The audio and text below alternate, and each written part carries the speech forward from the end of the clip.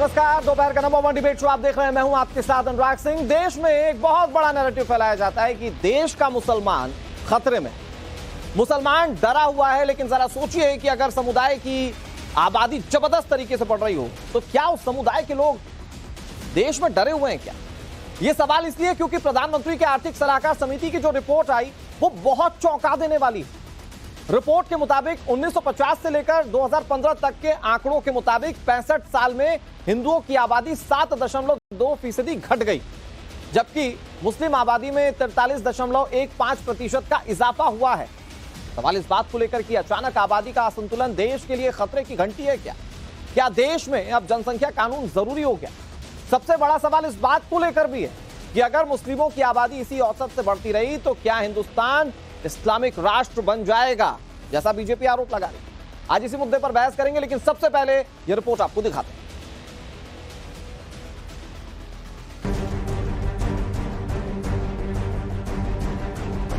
हिंदुस्तान में हिंदू घट रहे हैं और मुसलमान तेजी से बढ़ रहे हैं। ये दावा किया गया है प्रधानमंत्री की आर्थिक सलाहकार समिति की एक रिपोर्ट में। वो रिपोर्ट जो 167 देशों के अध्ययन के बाद तैयार की गई है। उस रिपोर्ट में साफ साफ कहा गया है कि हिंदुस्तान में हिंदू घट रहे हैं और मुसलमानों की संख्या में तेजी से बढ़ोतरी हुई है।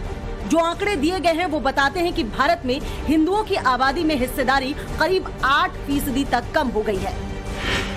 सही आंकड़ा 7.2% यानी 8% के करीब है, जबकि दूसरी तरफ मुसलमानों की आबादी 43.15% बढ़ गई है। बीजेपी ने इस पर चिंता जताई है। रोहिंग्या, बांग्लादेशी घुसपैठीज को वोट बैंक कांग्रेसियों ने बनाया और ये भारत के सनातन को खत्म करने की एक साजिश भी है। हमारा फर्टिलिटी रेशियो, उनका फर्टिलिटी रेशियो हिंदुओं के फर्टिलिटी रेशियो से 1% अधिक है, 1.25%। ये 1.25% अधिक होना ये बताता है कि आने वाले दिन में भारत को लोग इस्लामिक स्टेट बनाना चाहते हैं। ये जो रिपोर्ट है इसमें 65 सालों का आंकड़ा लिया गया है। इसका मतलब ये कि जिस रिपोर्ट को आधार बनाकर जो खबर दिखा रहे हैं उसने ये डेटा 1950 से लेकर 2015 यानी कि 65 साल के आंकड़ों के आधार पर तैयार किया है।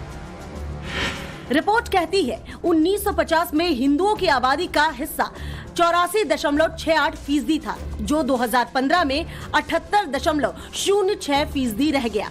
यानी आबादी में हिंदुओं की हिस्सेदारी 65 सालों में 7.82% घट गई है। वहीं 1950 में आबादी में मुसलमानों का हिस्सा सिर्फ 9.84% था, जो 2015 में 14.09% हो गया है। यानी मुसलमानों की हिस्सेदारी 43.15% बढ़ गई है। इसी तरह ईसाइयों की आबादी 1950 में 2.24% थी, जो 2015 में बढ़कर 2.37% हो गई है। यानी ईसाइयों की हिस्सेदारी 5.38% बढ़ गई है। सिखों की अगर बात करें तो 1950 में सिखों की आबादी की हिस्सेदारी 1.24% थी, जो 2015 में 1.85% हो गई है। यानी सिखों की हिस्सेदारी 6.58% बढ़ी है। सिर्फ जैन और पारसियों की आबादी का हिस्सा घटा है। जैनों का हिस्सा 1950 में 0.45% था, जो 2015 में घटकर 0.36% हो गया है।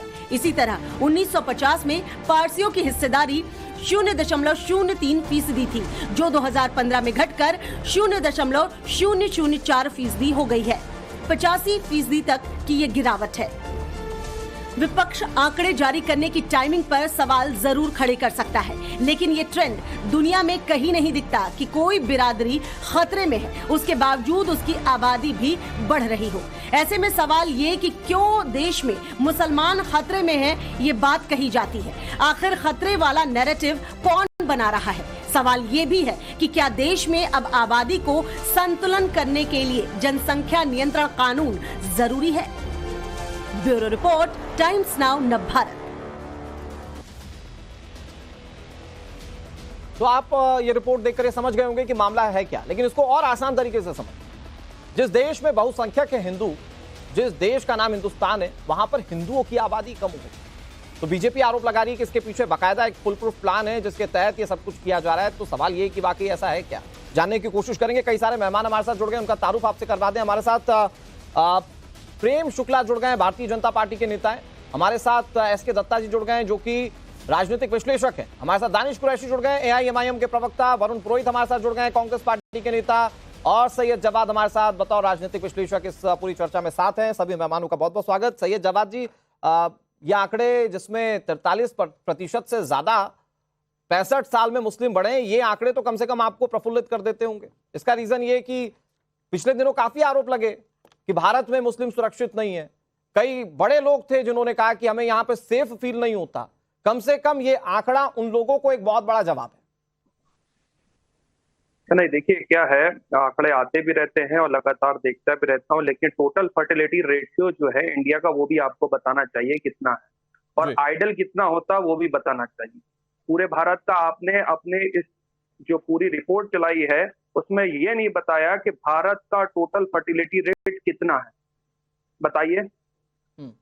नहीं, आप बता दीजिए। पता कितना है? नहीं, मेरी चर्चा का वो टॉपिक ही नहीं। मेरी चर्चा का टॉपिक वो 43% आप मुसलमानों का देश में इजाफा होना, जनसंख्या बढ़ना मेरा टॉपिक है। सुनिए, प्लीज। नहीं, तो जनसंख्या ही टॉपिक है। मुसलमान इस देश के ही है ना, इस देश से बाहर तो है नहीं। तो अब आप सुनिए पूरी बात। अभी SY कुरैशी साहब की किताब आई थी, पूर्व इलेक्शन कमिश्नर रह चुके हैं, पॉपुलेशन बाय मिथ। उसके अंदर बाकायदा डिटेल से इस चीज को एक्सप्लेन करा गया है कि किन आबादी वाले इलाकों के अंदर लोगों का टोटल फर्टिलिटी रेट बढ़ा है। जो हमारे खास तौर से शहरी इलाके हैं, उसमें चाहे हिंदू हो, मुसलमान हो, चाहे अदर कम्युनिटी के लोग हो, वहां जो है TFR रेट लगभग आइडल 2 हो चुका है। बहुत सी जगह, बहुत से प्रदेश ऐसे हैं जिनमें टोटल फर्टिलिटी रेट जो है 1.8, 1.7 तक आ चुका है। लेकिन उत्तर प्रदेश की बात करें, बिहार की बात करें, वहां पे टोटल फर्टिलिटी रेट 2.3%, 2.8% के आसपास है। वो इसलिए है क्योंकि वहां पर स्वास्थ्य व्यवस्थाएं अच्छी नहीं है, अच्छे स्कूल्स नहीं है, अच्छी लर्निंग प्रोसेस नहीं है, अवेयरनेस नहीं है। जनसंख्या वृद्धि का सबसे बड़ा जो बेसिक रीजन होता है वो ये होता है, जिन जगह अच्छे हॉस्पिटल्स होते हैं, अच्छे स्कूल्स होते हैं, अवेयरनेस प्रोग्राम आपकी बात का सम्मान रखते हुए मैंने आपको इतना बोलने का मौका दिया। सैयद भाई, ये बताइए, कम से कम ये आंकड़े तो आपको खुश करते होंगे कि देश में मुस्लिम जो है वो प्रताड़ित नहीं है, उनकी जनसंख्या बढ़ी, मतलब हमारे देश में फल फूल रहे हैं मुस्लिम समुदाय के लोग। मैं तो ये जानना चाह रहा हूँ। नहीं, वो किसी के एहसान पर थोड़ी ना है। हाँ, हमको बाबा साहब भीमराव अंबेडकर का दिया हुआ संविधान काफी है, लेकिन जो लोग संविधान पे जब हमला करते हैं, जो संविधान को खत्म करने और बदलने की बात करते हैं, तो देश के सभी नागरिकों को तकलीफ होती है। उसमें आप अकेले मुसलमानों को क्यों टारगेट करते हैं? और ये बात सच है कि इस देश के अंदर अल्पसंख्यकों के ऊपर हमले बढ़ गए। मणिपुर आपसे नहीं देखा जा रहा है? मणिपुर तो एक बड़ी नजीर है ना, वहां पर क्या नहीं, बाकी अल्पसंख्यकों का छोड़ दीजिए। मैं तो कहूंगा, मैं तो सिर्फ मुस्लिमों की बात कर रहा था। ठीक है, ओके सैयद जवाद जी, ठीक है, मैं आऊंगा आपके पास। प्रेम शुक्ला जी मुस्कुरा रहे हैं। प्रेम शुक्ला जी, आप लोगों ने कहा कि टाइम फ्रेम याद रखना बहुत जरूरी है, जिस टाइम फ्रेम में ये जनसंख्या वृद्धि हुई है मुस्लिमों की। तो क्या आप लोग सीधा आरोप लगाते कांग्रेस पार्टी पर कि उनके चलते ये हुआ, ये जो 43% का आंकड़ा बढ़ा, इसके लिए वो पहले की सरकार जिम्मेदार है? देखिए अनुराग जी, बहुत सीधी सी बात है। क्या ये सत्य नहीं है कि इस देश का मां भारती का विभाजन करने का जो कुकर्म हुआ वो धर्म के आधार पर, वो सत्य है कि नहीं है? और जिन क्षेत्रों में मुस्लिम आबादी बढ़ी वही क्षेत्र भारत से अलग हुए, सत्य है कि नहीं है? और जिन क्षेत्रों में जो क्षेत्र भारत से अलग हुए वो इस्लामी राष्ट्र बने, ये सत्य है कि नहीं है? उन इस्लामी राष्ट्रों में शेष धर्मावलंबियों का धार्मिक उत्पीड़न हुआ और वहां से उनको पलायन करना पड़ा, या उनको धर्मांतरित होना पड़ा, या उनकी हत्याएं कर दी गई, ये सत्य है कि नहीं है? बांग्लादेश और पाकिस्तान में ईसाइयों की आबादी, जैनों की आबादी, बौद्धों की आबादी, पारसियों की आबादी, सिखों की आबादी, हिंदुओं की आबादी लुप्त प्राय हुई, ये सत्य है कि नहीं है? और जहां भी जब आपके पास अनुभव है कि आबादी का जैसे ही असंतुलन हुआ, इस देश का पूरी दुनिया में नस्ल के आधार पर विभाजन हुआ है, भौगोलिकता के आधार पर विभाजन हुआ है, भाषा के आधार पर विभाजन हुआ है, लेकिन धर्म के आधार पर विभाजन का दुष्कर्म अगर कहीं हुआ तो भारत का हुआ, और दो देश बने और उन दो देशों को मुस्लिम राष्ट्र बना दिया गया। ये सत्य है ना। वहां से हमारी हिंदू आबादी को, सिख आबादी को, जैन आबादी को पलायन करने के लिए या धर्मांतरित करने के लिए आप ये कह रहे हैं कि बेसिकली जो ये आबादी बढ़ी है, हिंदुस्तान में प्लान्ड तरीके से बढ़ी और इसके पीछे कोई मंशा है? नहीं वो यस मंशा है। क्योंकि देखिए जो आबादी आप कह रहे हैं, 2-3 उसके फैक्टर है आबादी बढ़ने के। सिर्फ फर्टिलिटी रेट उसका फैक्टर नहीं है, घुसपैठ भी उसका फैक्टर है और धर्मांतरण भी उसका फैक्टर है। 3 फैक्टर से आबादी बढ़ती है, एक टोटल फर्टिलिटी रेट से, दूसरा घुसपैठ से, तीसरा धर्मांतरण से। ये तीनों जो है और धर्मांतरण की शक्तियां जो है, धर्मांतर करने वाली शक्तियां जो है, वो यहाँ पर ये कौन बीच में बोल रहा है? मैं तो किसी के बीच में सैयद जवाद एक सुन लेना होगा ना, सुनना होगा ना सैयद जवाद, सबको सुनना होगा। क्यों बीच में बोल रहा है ये? क्यों बीच में? उनको सुन रहा था ना, उनके तर्कों को सुन रहा था। ये चिल्ला क्यों रहे हैं भाई साहब? ये चिल्ला क्यों रहे हैं? नहीं सैयद जवाब सुनना पड़ेगा प्लीज। हाँ प्लीज प्रेम जी कंटिन्यू। चिल्ला रहे हैं प्रेम सर कंटिन्यू प्लीज। क्यों चिल्ला रहे हैं? मनसुख मांडविया क्यों चिल्ला रहे हैं? फिर अजीब बात है सरकार के मंत्री क्यों चिल्ला रहे हैं भाई साहब? आप अपनी सरकार को झूठा क्यों चिल्ला रहे हैं भाई? ये क्या इनको हुआ? क्यों चिल्ला रहे हैं? क्यों चिल्ला रहे हैं भाई? बता रहा हूँ, टोटल फर्टिलिटी रेट भारत बदतमीजी कर रही है। क्या है अनुराग जी बदतमीजी क्यों कर रहे हैं? ठीक है ओके। अरे सैयद जवाद एक मिनट प्रेम जी मैं रोक रहा हूँ। इसमें भी घुसपैठ। सैयद जवाद जी प्लीज एक एक करके सुनना होगा। आप जब बोल रहे थे मैं खुद साक्षी हूं इस बात का, किसी ने कुछ नहीं कहा। नहीं ठीक है, सच और झूठ मैं सवाल पूछूंगा ना, उसके लिए मैं पूछूंगा, फिर आपके पास आऊंगा। सैयद जवाद आपके पास मौका रहेगा प्लीज, इसके बाद मुझे आवाज कम करनी पड़ेगी, इतना वक्त नहीं दे पाऊंगा ना मैं। Prem ji please continue. मुझे ये बताइए, क्योंकि आपके नेता गिरिराज सिंह हो, अमित मालवीय हो, ये खुलकर कह रहे हैं कि इसके लिए पहले की सरकारी जिम्मेदार है। मुझे जरा वो कनेक्शन बता दीजिए, फिर मैं कांग्रेस के प्रवक्ता के पास जाता हूं। हाँ निश्चित तौर पे घुसपैठ किसके कार्यकाल में हुआ और श्री प्रकाश जायसवाल किसके कार्यकाल में, डॉक्टर मनमोहन सिंह के कार्यकाल के गृह राज्य मंत्री थे। उन्होंने आंकड़ा दिया कि 2.5-3 करोड़ जो है, 2.5 करोड़ से अधिक बांग्लादेशी मुसलमान भारत में घुसपैठ कर गए। ये सत्य है कि नहीं है? तो आप घुसपैठ जब करते बंगाल की सीमा, बिहार की सीमा पर घुसपैठियों ने डेमोग्राफिक चेंज किया है, ये सत्य है कि नहीं है? उससे जो है आप जब असंतुलन फैला है, उसका दुष्परिणाम बंगाल भी झेल रहा है, उसका परिणाम बिहार भी झेल रहा है। तो अगर आप डेमोग्राफिक चेंज घुसपैठ के माध्यम से कर रहे हैं, रोहिंग्या की घुसपैठ किसके कार्यकाल में हुई और रोहिंग्या की घुसपैठ के समर्थन में मेरे साथ वरुण पुरोहित है, बहुत सुलझे हुए प्रवक्ता हैं। नहीं सैयद जवाब प्लीज सैयद जवाब सबको बोलने नहीं दीजिए। प्रेम जी मैं आपके आरोपों पर जवाब लेता हूं। हमारे साथ वरुण पुरोहित है। वरुण जी क्या ये प्लान्ड तरीके से हुआ क्या? भारतीय जनता पार्टी तो कह रही है कि जो पहले की सरकार थी वो इतनी सॉफ्ट थी कि आप लोगों ने जो डेमोग्राफिकल चेंज हुए उस पर ध्यान नहीं दिया। रोहिंग्याओं के घुसपैठ, बॉर्डर पार से जो इन्फिल्ट्रेशन हुआ, ये सारी चीजें जिम्मेदार हैं जिसके चलते एक पर्टिकुलर धर्म विशेष की जो आबादी वो 43% बढ़ी है 65 सालों में। अनुराग सिंह जी, अपने पूर्वजों में प्रश्न उठाना बहुत आसान बात होती है। जिसने रगड़ाई मेहनत नहीं की, आराम से रोटी खाने को मिल रही है, वो कुछ भी प्रश्न उठा सकता है। इनका आजादी में कोई रोल नहीं है। आजादी के भारत में बार बार करते हैं ऐसा वैसा प्रश्न उठाते रहते हैं। ये अटल जी को भी उसमें कटघरे में करते हैं, उनकी सरकार को भी। ये देखिए आप इनकी सबसे बड़ी बात।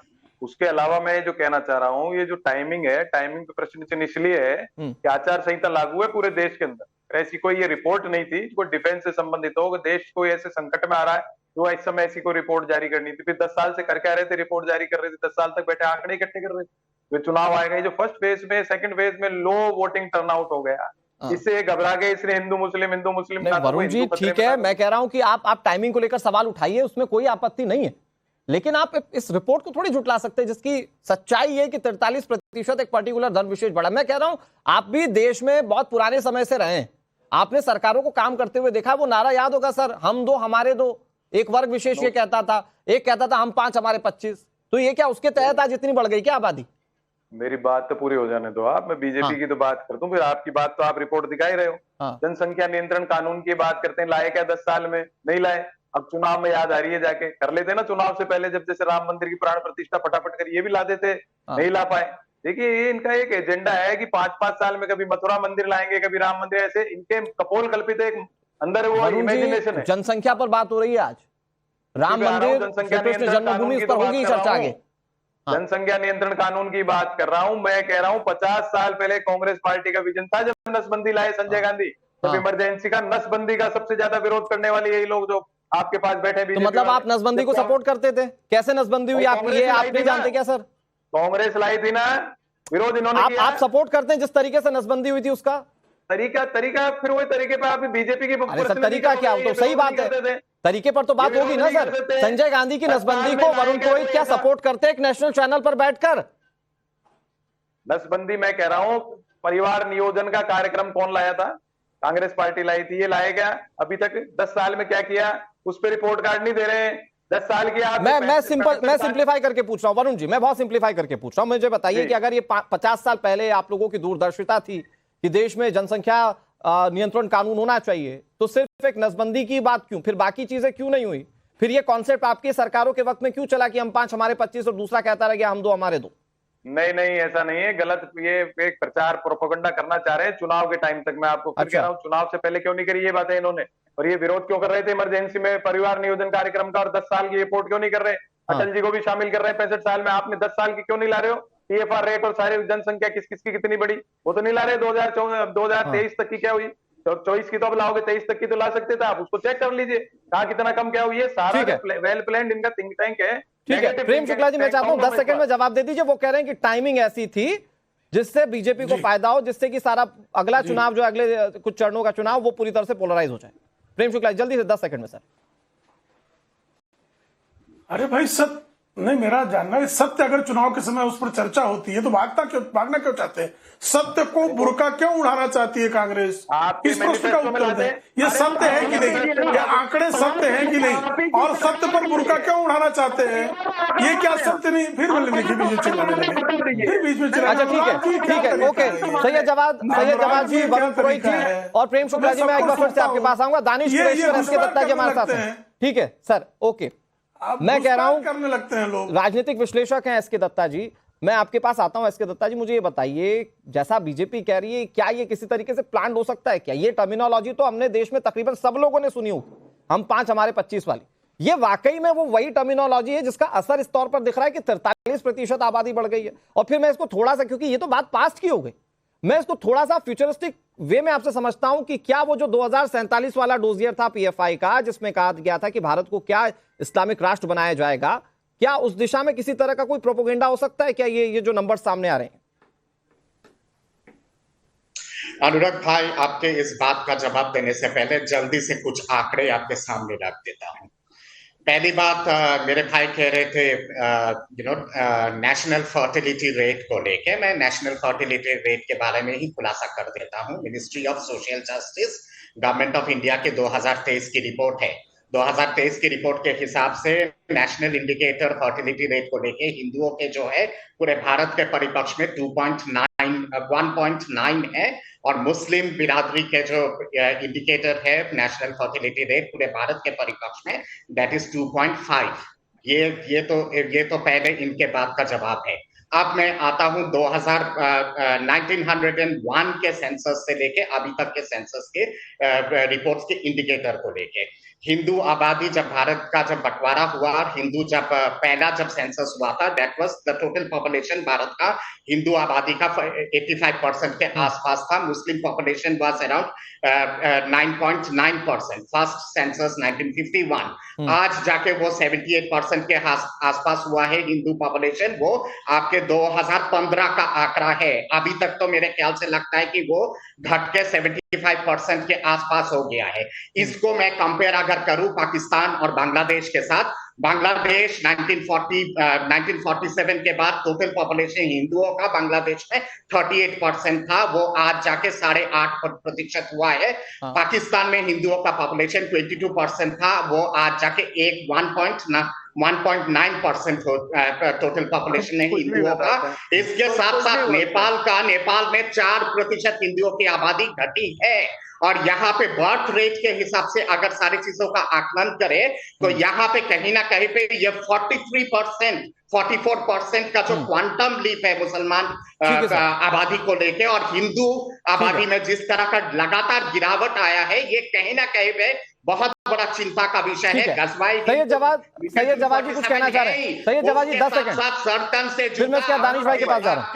अनुराग भाई, हाँ। आपको सिर्फ एक चीज कहना चाहता हूँ। तमाम जितने सारी चीजें हैं ये बहुत चिंता का विषय है। ठीक है, ओके। एसके दत्ता जी मैं आ रहा हूँ आपके पास। सैयद जवाद, डिस्ट्रिक्ट आसाम का देखिए, जो नैरेटिव चलाने की कोशिश करी जा रही है, मैं उस पर सिर्फ एक टिप्पणी कर दे रहा हूँ। जल्दी से। अरे दत्ता जी, इनको खामोश तो करवाइए। ठीक है, वो खामोश हो रहे हैं, आप बताइए जल्दी से सैयद भाई, क्योंकि आपकी बातों का जवाब दिया, मैं चाह रहा हूँ आप काउंटर कर लें। जो नैरेटिव चलाने की कोशिश करी जाती है उस पर सिर्फ इतना कह रहा हूँ, एक कमजोर लोकतंत्र हमेशा तानाशाही को जन्म देता है। ये भारत के अंदर और खासतौर से हमारे देश के अंदर जिस तरीके की तानाशाही आई हुई है, जो एक फेक नैरेटिव आप जो नैरेटिव की बात कह रहे हैं, ये तानाशाही वाला भी नैरेटिव, क्योंकि बीजेपी इस पर भी जवाब देती है। खैर, मैं इस पर नहीं पढ़ता हूं। मैं दानिश भाई के पास जाता हूं। दानिश भाई, मैंने सैयद जवाद से जो सबसे पहला सवाल पूछा था, मैं वही समझना चाह रहा हूं, क्योंकि बैरिस्टर असदुद्दीन ओवैसी साहब कई बार कह चुके हैं कि देश में मुस्लिमों के लिए ये नहीं हो रहा, वो नहीं हो रहा, कितने प्रताड़ित है मुस्लिम, वो हर जगह बताते हैं। लेकिन ये जो आंकड़ा, जो नंबर सामने आ रहे 43% 65 साल में बढ़ जाना, तो ये तो कम से कम खुशी देता होगा कि देश में मुसलमान फल फूल रहे हैं, मतलब वो खुश भी हैं। देखिए अनुराग, सबसे पहले तो बात मैं आपको बता दूं कि बाकी सारे पैनलिस्ट चाहे जो भी बोलते हो, लेकिन आप जो भाषा का उपयोग कर रहे हैं कि एक समाज है जिसके 2 बच्चों की बात की है और एक के 5, तो मुझे ये बता दीजिए ये 5 किसके परिवार? नहीं, मैं ये नहीं कह रहा। नहीं, दानिश भाई, इसको क्लियर करना जरूरी है। मैं कह रहा हूं कि इस तरह की टर्मिनोलॉजी देश में सुनी गई, तो क्या इस तरह की टर्मिनोलॉजी असर में आई है? मेरा सवाल तो ये है, इसमें तो मैं कह ही नहीं रहा हूं कि ये कुछ है। हाँ, इसका जवाब दो। मैं ये भी नहीं कह रहा कि ये किसी धर्म से जुड़ा हुआ है। काफी सारे लोग इस पर जवाब दे चुके हैं, लेकिन मैं आपको एक बात बता दूं। सबसे पहली बात कि इस देश के अंदर में आबादी का जो मामला या मजहब का जो मामला है, वो मामला धर्म से जाकर नहीं जुड़ता।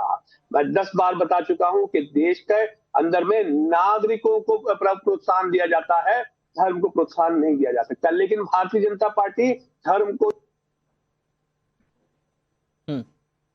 नहीं, दानिश भाई आपकी आवाज नहीं आ रही, म्यूट हो गया शायद, एक बार देखिए। लेकिन मैं एक सवाल और जोड़ दे रहा हूं।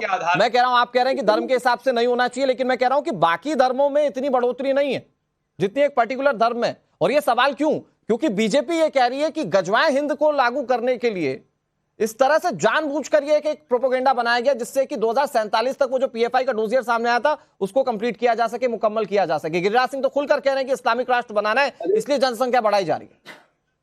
देखिए, सुनिए मेरी बात कि अगर आप बात लोकतंत्र में अगर आप बात कर रहे हैं और आप ये बता रहे हैं कि गजवा हिंद बताना है, तो ये भारतीय जनता पार्टी के प्रवक्ता बैठे हैं, इनसे पूछिए। चंद मिनटों पहले उन्होंने ये कहा है कि 15 सेकंड दे दीजिए। बैरिस्टर असदुद्दीन ओवैसी साहब ने कहा है, आह्वान किया है। 15 मिनट तो आपने भी मांगे थे। नहीं, मैं वही कह रहा हूँ आपसे, मैं वही आपसे कह रहा हूँ कि ये अगर ये सिचुएशन है तो आप मुझे बताइए कि चलिए लाओ, आप अगर आप आधार यही बताते हैं क्या आप मुसलमानों की आबादी बढ़ रही है, इसलिए तो फल फूल रहे, तो आप देखिए देश के एक मेंबर ऑफ पार्लियामेंट के लिए और एक एमएलए के लिए जो भाषा का इस्तेमाल भारतीय जनता पार्टी की कर रही है। सही कह रहे होंगे दानिश भाई, लेकिन मुद्दा जनसंख्या है। मैं कह रहा हूँ जनसंख्या है। दानिश भाई जल्दी से, वक्त लिमिटेड है मेरे पास। मुद्दा जनसंख्या इसीलिए है ना, आप ये कह रहे हैं कि भाई आप फल फूल रहे इसलिए, तो फल फूलने की व्याख्या मैंने आपको बता दी, ये तो सीधा आपके सामने खड़ा है, ये तो सवाल आपसे बन जाता है। नहीं तो यही अल्पसंख्यक जब मंच पर खड़ा होता है तो मांगता है ना 15 मिनट, बोलता 15 मिनट पुलिस हटा दीजिए, फिर बताता हूँ, यही अल्पसंख्यक ही है ना सर, वो बहुसंख्यकों को बोलता नहीं ये बात। मैं वही आपको कह रहा हूँ कि आप हम तो सबसे बुरे हैं। सुनिए देखिए अनुराग जी, हम सबसे बुरे और मजलिस वाले तो सबसे ज्यादा बुरे हैं। नहीं सर, बुरा कोई नहीं है, बुरा दरअसल सोच है। तो अगर सोच में है कि नहीं हमें ये बढ़ाना है इसीलिए, ठीक है। प्रेम जी मैं एक सवाल जिसका जवाब मैं चाहता हूं कि आज देश की जनता को आप दे दें। वरुण पुरोहित जी ने उठाया, 10 सेकंड मेरे पास, मैं कोशिश करूंगा और दूसरे मेहमानों के पास भी जाने के लिए। क्या जनसंख्या नियंत्रण कानून पर भी सोच रही है क्या बीजेपी? देखिए, जनसंख्या नियंत्रण कानून की बात होते ही कांग्रेसी, एमआईएम वाले, तमाम सेकुलर दल चिढ़ क्यों जाते हैं? मेरे समझ से यही बाहर है भाई। हम दो हमारे दो का जब नारा दिया गया, परिवार नियोजन की बात की गई, तो जनसंख्या नियंत्रण उसका गंतव्य था कि नहीं था? तो अगर जनसंख्या नियंत्रण पर विमर्श की बात तो आप लोग हैं, फिर सवाल उठाते हैं कानून क्यों नहीं आ रहा? ठीक है वरुण जी जल्दी से लगते हैं। अनुराग जी, हम तो हमारे दो तो कांग्रेस लाई थी ना, आप लाए थे क्या? आपने तो विरोध किया था परिवार नियोजन का, 10 साल में आपने क्या किया? हमारी बातों को अपना नाम वो क्रेडिट खोरी करना चाहते हो? ठीक है, आपने क्या किया? ठीक है, 10 साल में हमारे उनकी 20 पैदा करवा दी आपने। नहीं, ठीक है, चलिए, ये आज क्या देश की जरूरत है और देश की जरूरत के हिसाब से क्या कानून आएगा, बहरहाल ये सवाल यहीं छूट जाता है, वक्त की कमी है। लेकिन सारे आंकड़े अपने आप में बहुत कुछ कहते हैं और आगे जनता सब कुछ डिसाइड करेगी। बहुत शुक्रिया तमाम मेहमानों का हमारे साथ जुड़ने के लिए और पूरी चर्चा में शामिल होने के लिए। आगे